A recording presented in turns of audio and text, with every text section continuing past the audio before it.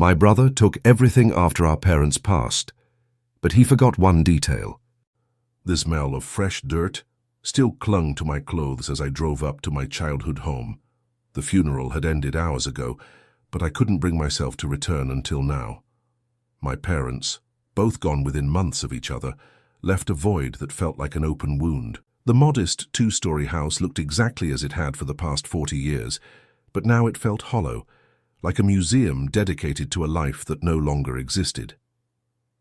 I parked beside Richard's Mercedes, its glossy black finish looking obscenely out of place in our working-class neighborhood. My older brother had flown in from Chicago 3 days ago for the funeral, the first time he'd visited in nearly 2 years, despite Mom's declining health. The front door was unlocked. Inside, I found Richard in Dad's study, going through drawers and cabinets, a half-empty whiskey glass perched on Dad's antique desk. "There you are," he said without looking up. "Thought you might not show." "I needed some time," I replied, my voice rough from crying earlier. Richard nodded absently, more focused on the papers in his hands than our conversation. He'd always been like this, present physically but absent emotionally. While I spent the last 5 years driving Mom to chemotherapy appointments and helping Dad with his heart medication, Richard sent occasional checks and made brief holiday calls. "I spoke with Patterson," Richard said, referring to our parents' attorney. "As the executor, I've been going through their assets." My stomach tightened. Patterson had contacted me too, but only to express his condolences and confirm the date of the will reading next week. "Bit early for that, isn't it?" I asked. "Dad's only been gone 3 days. Richard shrugged, finally looking up. "No point in delaying the inevitable, Tyler. Life goes on." That was when I noticed Dad's watch on Richard's wrist, the vintage Omega Seamaster that Dad had received from his father, its worn leather strap bearing the marks of decades of daily wear. Dad had promised that watch to me on my 40th birthday, a decade ago, saying he'd leave it to me when he was gone. "You're wearing Dad's watch," I said quietly. "Family heirloom," Richard replied, twisting his wrist to admire it. "Goes to the oldest son. That's how it works." I bit back a response. There was no point arguing now, not with everything still so raw. Richard stood up and straightened his expensive suit. "Listen, I've made some decisions about the estate. I'm keeping the house." "What?" I stared at him in disbelief. "Don't you think we should discuss this after the will reading?" "The will is mostly formalities. Dad left things pretty open." He walked over to the large window overlooking Mom's garden, where she'd spent countless hours tending to her roses. "I'm also taking the Buick. I know a collector in Chicago who'll give it a good home." My father's 1965 Buick Riviera, his pride and joy that he'd restored by hand over several years. The car I'd helped him rebuild when I was a teenager, spending weekends sanding down rust and fixing the engine while Richard was away at college. "That car means nothing to you," I said, my voice beginning to shake. "You never even drove it." "It's worth about 60 grand now," Richard said flatly. "Classic car market is booming." I felt something break inside me. "So that's it? You take everything? The house we grew up in, Dad's car, his watch. And what do I get?" "The memories." Richard turned to me, his expression hardening. "I'm the oldest, Tyler. That's how inheritance works in this family. Dad would have wanted it this way. I wanted to shout that he was wrong, that Dad would never have approved of this blatant greed, this disrespect for everything our parents had built. But instead I reached into my jacket pocket and pulled out a sealed envelope. "What's this?" Richard asked, taking it reluctantly. "Something Dad asked me to give you," I said quietly. "Read it when you're ready." Without another word, I turned and walked out of the study, out of the house that was no longer my home, leaving behind the last physical connections to my parents. In the driveway, I paused to look back at the house where I'd spent countless hours caring for Mom and Dad in their final years. The house Richard had barely visited. I got into my car and drove away, the weight of loss pressing down on me, not just the loss of my parents, but of everything they'd built, everything they'd meant to me. Richard didn't just take their possessions, he took the last physical reminders of their love, but he didn't know what was in that letter, and that would change everything. The apartment felt empty and cold as I unlocked the door. Just a one-bedroom rental I'd taken 6 months ago to be closer to my parents' house after Dad's first heart attack. I'd left behind my condo in Hartford and a promising position at an architectural firm, another sacrifice in a long line of many, all made for a family that now felt like it had slipped through my fingers. I sank onto the worn sofa, exhaustion weighing on me like a physical burden. On the coffee table sat a framed photo from my parents' 45th anniversary. Mum smiling despite the chemo, Dad standing proud with his arm around her, and me beside them. Richard was absent, having sent a gift basket with a note saying he couldn't get away from work. My phone rang, jarring me from my memories. Sarah, my ex-wife. I hesitated before answering. "Tyler, I just heard about your dad." "I'm so sorry," she said, her voice soft with genuine concern. "Thanks," I replied, my throat tight. "It's been a rough few days." "How are you holding up? Do you need anything?" I almost laughed at the irony. What I needed was my family intact, my parents alive, my brother to show a shred of decency. "I'm managing." "And the house? Will you be staying there now?" The question stung more than she could know. "No, Richard's taking it, and Dad's car, and pretty much everything else." A pause. "He can't do that, can he? What about the will?" "According to Richard, he can as the oldest son and executor, and honestly, Sarah, I don't have the energy to fight him right now." We talked a bit longer before hanging up. Sarah had left me 3 years ago, tired of competing with my family obligations. "You're never fully present," she had said. "There's always a part of you waiting for the next crisis, the next time your parents need you." She wasn't wrong. I'd missed anniversaries rushing Mom to the ER, postponed vacations when Dad needed help around the house after his knee surgery, put my career on hold repeatedly to be there for them. Not because they demanded it, they never did, but because I couldn't bear the thought of them suffering alone. I opened my laptop, mindlessly scrolling through old photos. There was 22-year-old me at my college graduation, Mom and Dad beaming with pride. Richard had missed that too, a business opportunity in Seattle, he'd said. Another photo, Dad and me fishing at Lake Winnipesaukee, age 15. Dad had taken a rare week off work to teach me how to fish, just the two of us. Richard was invited but declined, preferring a summer internship at a law firm. The pattern was clear in every photo, every memory. While Richard chased success in distant cities, I remained close, building my life around being available for my parents. Not because I had to, but because I wanted to. I pulled out my phone and dialed Eleanor, my parents' next-door neighbor for the past 30 years. "Tyler," she answered warmly. "How are you holding up, dear?" "Been better," I admitted. "Listen, Richard's claiming the house and everything in it. I need to get Mom and Dad's personal effects before he gets rid of them." Eleanor sighed. "I saw him earlier loading boxes into his car. I thought it seemed a bit soon." My heart sank. Already. "What was he taking?" "Photo albums, I think. Some of your mother's jewelry. He mentioned getting the house ready to sell." The photo albums, decades of family history, moments I'd hoped to preserve. "Eleanor, could you do me a favor? If you see him moving more things out, could you let me know?"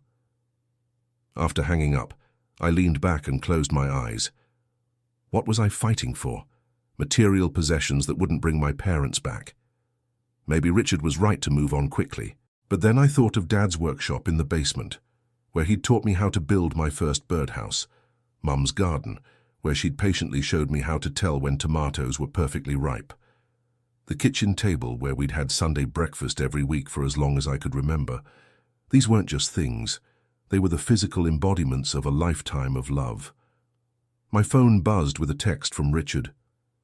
"Cleaning out the house tomorrow. Anything specific you want?"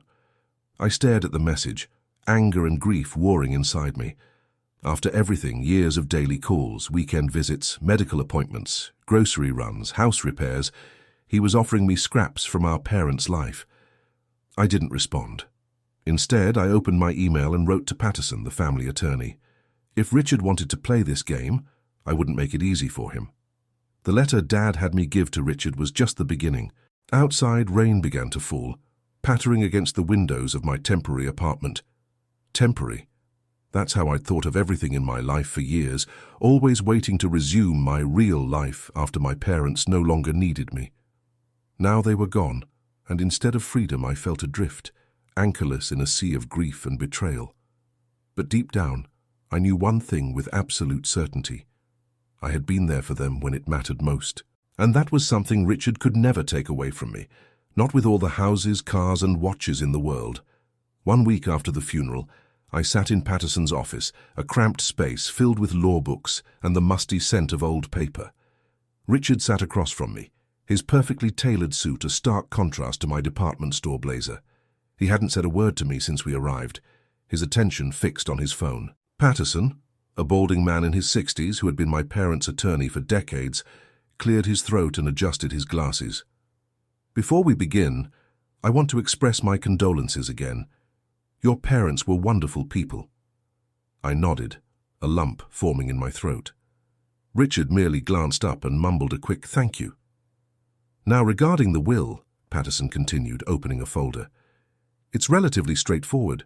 Your parents left the distribution of their personal effects to be decided between you two, with the hope that you would handle it amicably." Richard shot me a smug look. I kept my face neutral, even as anger simmered beneath the surface. "The house and financial assets are to be divided equally between both sons," Patterson continued. Richard straightened in his chair. "What?" Patterson looked at him over his glasses. "The house and all financial assets are to be split 50-50. Your parents were quite clear about this." "That's not possible," Richard said, his voice tight. "Dad always said the oldest son—" "I'm simply telling you what's in the will, Richard," Patterson interrupted, his tone firm. "The document is legally binding." I fought to keep my expression neutral, not wanting Richard to see my surprise. Dad had never mentioned this arrangement to me. "Furthermore," Patterson added, "there's a specific provision regarding the restored Buick Riviera. It states that the car goes to Tyler in recognition of his help in restoring it." Richard's face flushed red. "This is absurd." "Tyler, did you know about this?" "No," I answered honestly. "Dad never discussed the details with me." Patterson handed us each a copy of the will. Richard snatched his and began flipping through it aggressively, as if he could change the words by force of will. "There must be a mistake," he insisted. "Dad always told me the house would be mine. And that watch. He specifically said family heirlooms go to the oldest son. Actually," Patterson said, adjusting his glasses again, "there's no mention of the watch in the will. Personal items were left to your discretion to divide." The meeting concluded with Richard storming out, slamming the door behind him. I lingered, thanking Patterson for his time. "Tyler," he said as I turned to leave, "your father had great respect for you. He often spoke about how proud he was of the man you'd become." Those words stayed with me as I drove home, a small comfort amid the storm of emotions. Later that evening, my phone rang, Richard calling for the first time since the attorney's office. "Did you read that letter yet?" I asked without preamble. A long pause. "Yes," he finally admitted, his voice uncharacteristically subdued. "And?" "It's from Grandpa Joseph to Dad," he said quietly, "written before Grandpa died." I already knew what the letter contained. Dad had shown it to me years ago, a treasured piece of wisdom he'd wanted to preserve. "What did it say, Richard?" I pressed, though I could recite it from memory. He cleared his throat. It said that the true inheritance isn't in the things we leave behind, but in the values we pass on. His voice caught slightly. Grandpa wrote that he was leaving Dad the house and the watch, but that the real treasures were in the root cellar. "The root cellar," I repeated softly. The small underground room behind the house, where Dad had stored Mom's canned vegetables and his prized wine collection. "It's probably nothing," Richard said quickly, his voice regaining its usual dismissive tone. "Some sentimental nonsense.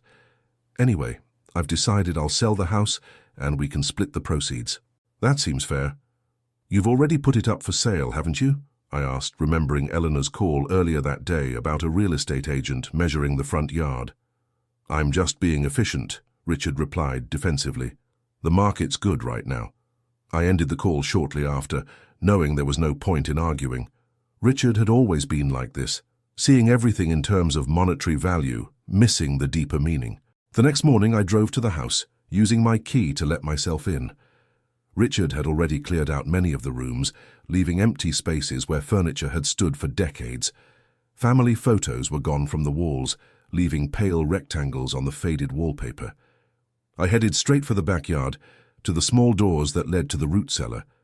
They were old and weather-beaten, creaking loudly as I pulled them open. The earthy smell of the underground room brought back childhood memories, helping Mom organize her preserves, watching Dad carefully select a wine for special occasions. I descended the worn stone steps, pulling the chain to light the single bulb overhead. The shelves were mostly empty now, the preserves long gone since Mum became too ill to maintain her garden. But in the corner, behind an old wine rack, was a small door I'd never noticed before, or perhaps had forgotten about. With trembling hands I approached it, wondering what secrets my father had left behind. My hands trembled as I approached the small door in the corner of the root cellar. It was barely 4 feet tall, made of weathered wood with an antique brass handle that looked polished despite the dust covering everything else. I knelt down, hesitating before turning the handle. It opened with surprising ease, revealing a small chamber carved into the earth beyond. I had to crouch to enter, the smell of cedar and old paper greeting me as I stepped inside. A pull chain hung from the ceiling, and when I tugged it, a warm light illuminated what could only be described as a secret room. Cedar shelves lined the walls, holding dozens of leather-bound books, small wooden boxes, and carefully preserved documents in plastic sleeves. In the center stood a small table with a single envelope resting on it, my name written in Dad's unmistakable handwriting. Tyler, it read simply. My phone rang, startling me. It was Martha, my parents' housekeeper of 20 years, who had been more like family than employee. Tyler, dear, her familiar voice soothed, I've been trying to reach you. I just heard from Eleanor that Richard is selling the house. It's true, I confirmed, glancing around the hidden room. I'm actually at the house now. Oh, good, she sighed with relief. I need to tell you something important. Your father asked me to remind you about the root cellar when the time came. A chill ran down my spine. I'm in it right now, Martha. There's a hidden room I never knew about. He built it years ago, she explained, after your mother's diagnosis. Said it was where he kept the things that really mattered. I thanked her and promised to visit soon, then returned my attention to the envelope on the table. With careful fingers, I opened it and began to read. My dear Tyler, if you're reading this, then I'm gone and you've remembered our conversations about the root cellar, or perhaps Martha reminded you as I asked her to. All my life I've tried to teach you and your brother the value of things beyond money, family, loyalty, love. Richard has always struggled with these lessons, seeing success only in terms of wealth and status. You, however, understood that true richness comes from how we care for each other. For years I've been quietly building something for you, not because you're my favorite, though you know you've been my greatest pride, but because you've earned it through your unwavering devotion to your mother and me. In this room, you'll find detailed records of investments I've made in your name over the past 20 years. Every time you sacrificed for us, postponing that job in Boston to care for your mother during her first bout with cancer, using your savings to help with medical bills, moving closer when my heart gave me trouble, I set aside what I could and invested it wisely. The blue binder contains all the account information. The total value, last I checked, was just over $1.7 million. I gasped, nearly dropping the letter. $1.7 million? Dad had never mentioned anything like this. Additionally, there are several valuable collections here. First edition books, rare coins, and antique watches that your grandfather and I collected. I've had them appraised recently. Details are in the red folder. This isn't about money, son. It's about recognition. Your brother will take what he believes is valuable, the house, the car, though I've ensured the Buick comes to you, material things he can sell or show off. Let him have them without bitterness. What you're receiving reflects a different kind of value. One last thing. Richard doesn't know about any of this. Not because I wanted to create conflict, but because I needed to be sure this reached you directly. The choice of whether to tell him is yours. I love you, son. Your mother and I couldn't have asked for a more devoted child. Dad. I read the letter twice more, tears streaming down my face. It wasn't just the money. It was the recognition, the validation that my sacrifices hadn't gone unnoticed. With shaking hands, I opened the blue binder. Inside were meticulous records of accounts at various investment firms, all in my name, with Dad listed as the custodian. Recent statements confirmed his figure, 1.74 million in total, spread across mutual funds, stocks and bonds. The red folder contained appraisals for collections I never knew existed, rare books valued at over $200,000, antique watches worth nearly as much, coin collections passed down through generations. As I examined these treasures, my phone rang again. "Richard." "Where are you?" he demanded without greeting. "I'm at the house with a contractor. We need to fix the roof before listing the property." "I'm in the root cellar," I replied, surprised at how calm I felt.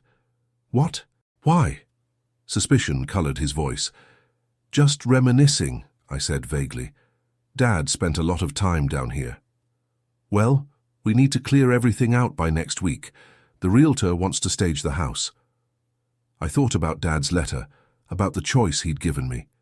Tell Richard or keep this discovery to myself. "Richard," I said carefully, "do you remember when Dad taught us to fish at Lake Winnipesaukee?" "What? Why are you bringing that up now?"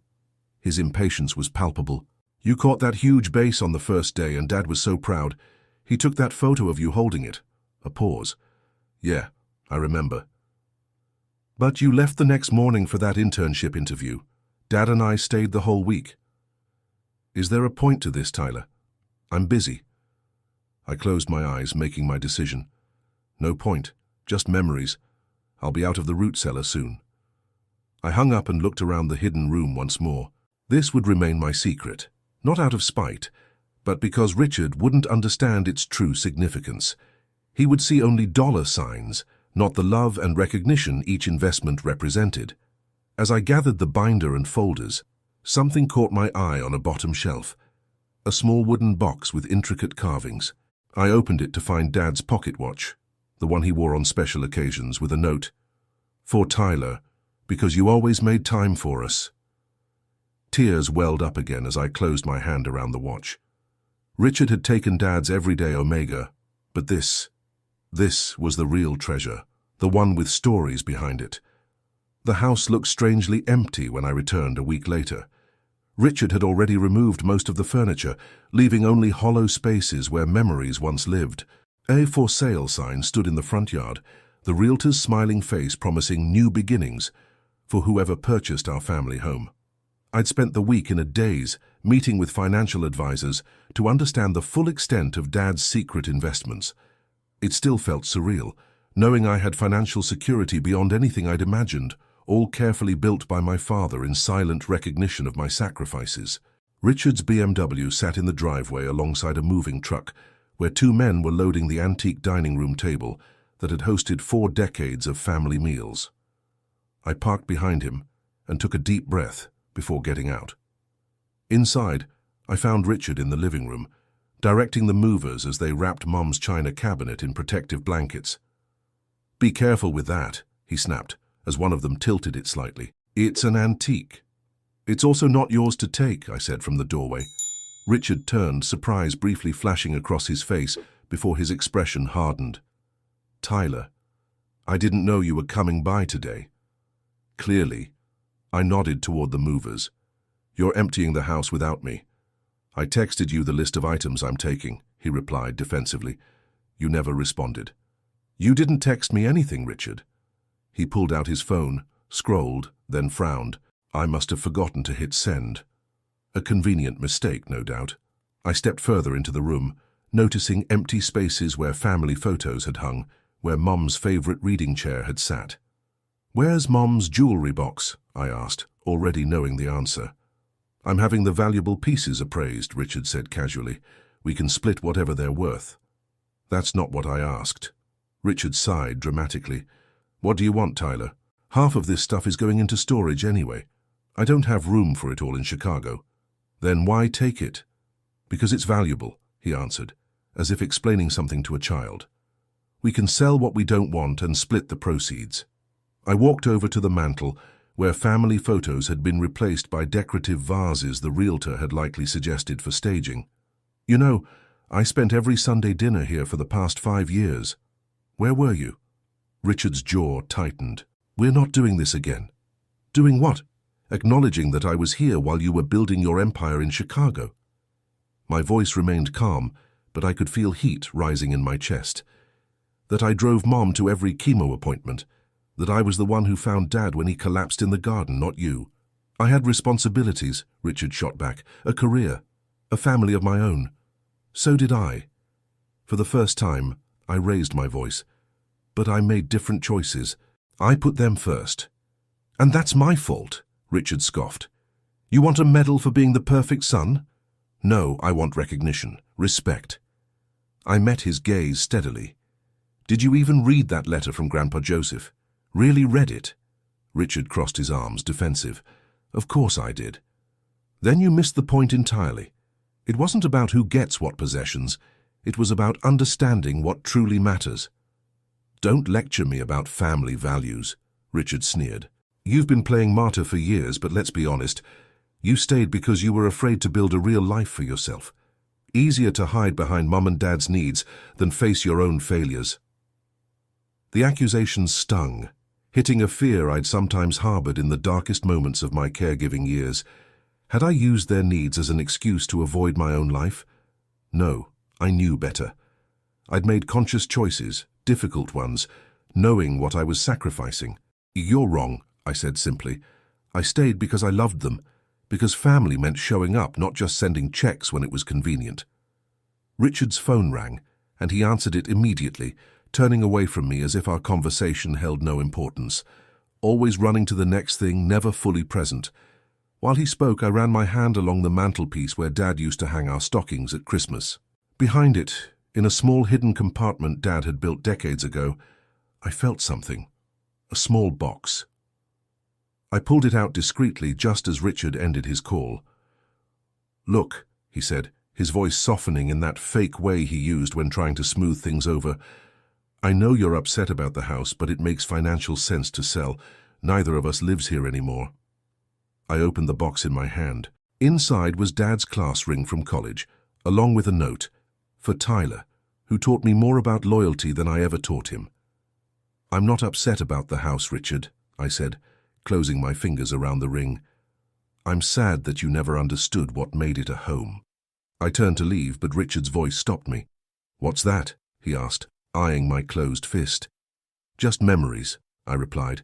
Nothing valuable to you. Everything in this house is supposed to be divided equally, he insisted, his businessman instincts kicking in. What did you find? For a moment, I considered showing him the ring, explaining its significance.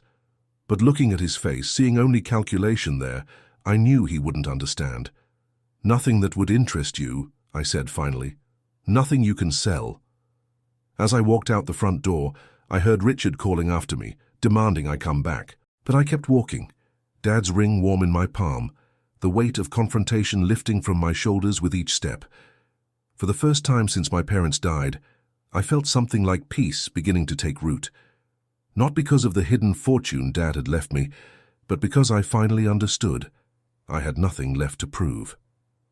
3 months after the funeral, I stood at the window of my new home. A modest craftsman cottage with a large backyard and a workshop that reminded me of Dad's. Not a mansion by any means, but a place that felt right. A place where I could finally build a life without waiting for the next crisis. The house had sold quickly, as Richard had predicted. The market was good, and despite our differences, Richard had handled the sale efficiently. My half of the proceeds remained mostly untouched in my account, a safety net I no longer really needed thanks to Dad's secret investments. I'd purchased this house outright, my first real commitment to putting down roots since Sarah left. The rest of Dad's investments I'd organized into trusts, some for my future, some for worthy causes Mom and Dad had supported over the years. My phone buzzed with a text from Eleanor. Richard was at the old house today looking distressed. Asked if I knew where you live now.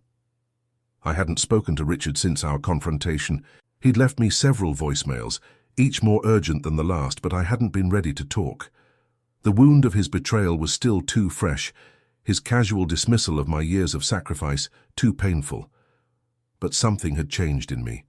The anger that had burned so hot in those first weeks had cooled, leaving behind not bitterness but a strange sort of clarity. Richard and I were different men with different values, shaped by different choices. That didn't make either of us wholly right or wrong, just different. I replied to Eleanor with my address, then added, "It's okay if you share it with him." I was hanging a framed photo of Mom and Dad on the living room wall when the doorbell rang. Through the window, I could see Richard's BMW parked at the curb, looking oddly out of place in my quiet neighborhood. He stood on the porch, his expensive suit replaced by jeans and a simple button-down shirt. He looked older somehow, the lines around his eyes more pronounced. "Nice place," he said as I opened the door, his eyes taking in the modest home behind me. "Thanks," I replied, hesitating before adding, "Want to come in?" He nodded, following me into the living room where moving boxes still lined the walls. "Coffee?" I offered, falling back on the social rituals Mom had taught us. "Please." In the kitchen, I busied myself with the coffee maker, giving us both a moment to gather our thoughts. When I returned with 2 mugs, Richard was examining the photos I'd unpacked, family pictures spanning decades, prominently displayed on the mantel. "I don't have many photos of them," he said quietly, not turning around, mostly just formal ones from holidays. I set his coffee on the side table. "You can have copies of any of these." He nodded, finally turning to face me. "Tyler, I need to tell you something." I gestured to the couch and we both sat, an awkward distance between us. "The house has problems," he said abruptly. "Serious ones." "What do you mean?" "The inspection found extensive foundation damage, black mold in the walls. The roof needs complete replacement." He rubbed his forehead. "The buyers backed out, and 3 others after them. No one wants to take on those kinds of repairs." I sipped my coffee, watching him carefully. "That's unfortunate. It's a disaster," he corrected. "I've already put money into staging and initial repairs. Now I'm looking at either a massive renovation budget or selling at a huge loss to a developer who'll just tear it down." I couldn't help but feel a twinge of satisfaction at his predicament, followed immediately by guilt. "I'm sorry to hear that." Richard set down his untouched coffee. "The car's having problems too. Major engine issues the mechanic says will cost thousands to fix." Now I understood his visit. "And you want me to help cover these costs?" "No." He shook his head firmly. "That's not why I'm here." He reached into his pocket and pulled out a small object, placing it on the coffee table between us. Dad's watch, the Omega he'd claimed as his birthright. "I want you to have this," he said quietly. "It should be yours." I stared at the watch, not reaching for it. Why the change of heart? Richard was silent for a long moment, his eyes fixed on a photo of Dad teaching me to fish. "I found something at the house," he finally said. "When we were pulling up carpet in the study to check the hardwood floors." He pulled out a folded piece of paper. "This was taped to the underside of Dad's desk drawer." He handed it to me. It was a letter, written in Dad's handwriting on his personal stationery. "Richard, if you're reading this, it means I never found the right moment to tell you how much I've missed you. Your mother and I understood your drive to succeed, to build something of your own. We were proud of you, son. But I wish you had known that success isn't measured in titles or bank accounts. It's measured in moments, the ones you choose to be present for and the ones you miss." Tyler chose to be present, every day, through the hardest years of our lives. Not because he had nowhere else to go, but because he understood what I'm trying to tell you now. Some treasures can't be deposited in a bank. It's never too late to learn this lesson. The door is always open. Love, Dad. I refolded the letter, my throat tight with emotion. When was this written? Based on the stationery sometime in his last year. Richard's voice was rough. He never gave it to me. He probably wanted to say it in person. Richard nodded, blinking rapidly. But I wasn't there enough, was I? The simple admission, devoid of excuses or justifications, caught me off guard. For the first time in our adult lives, Richard was acknowledging his absence. "Look, Tyler," he continued, "I'm not here for money. I'm here because—" He struggled with the words. "Because Dad was right. About everything. About what matters." He gestured to the watch. "That's not mine to take. Neither were the house or the car. I thought possessions were the only way he could show who mattered more. It was never a competition, I said gently. To me it was. Richard met my eyes directly. And I thought I was winning until I found that letter. We sat in silence for a moment, years of unspoken feelings hanging between us. I can help with the house, I offered finally. I know contractors who could give us a fair estimate on the repairs.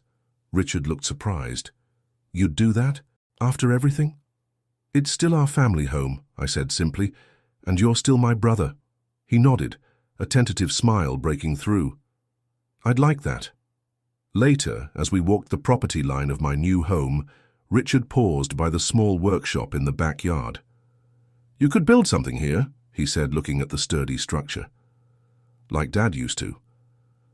That's the plan, I replied, starting with a birdhouse for the backyard. Richard smiled, a genuine one this time. Think you could teach me? I never learned how. As the afternoon sun warmed the autumn air, I felt something shift between us. Not a complete healing, but the beginning of one. The watch in my pocket returned to its rightful owner. The letter in his, a reminder that it's never too late to change course. Dad had left us both an inheritance, after all. Richard got the lesson he needed most, and I received the recognition I'd silently craved.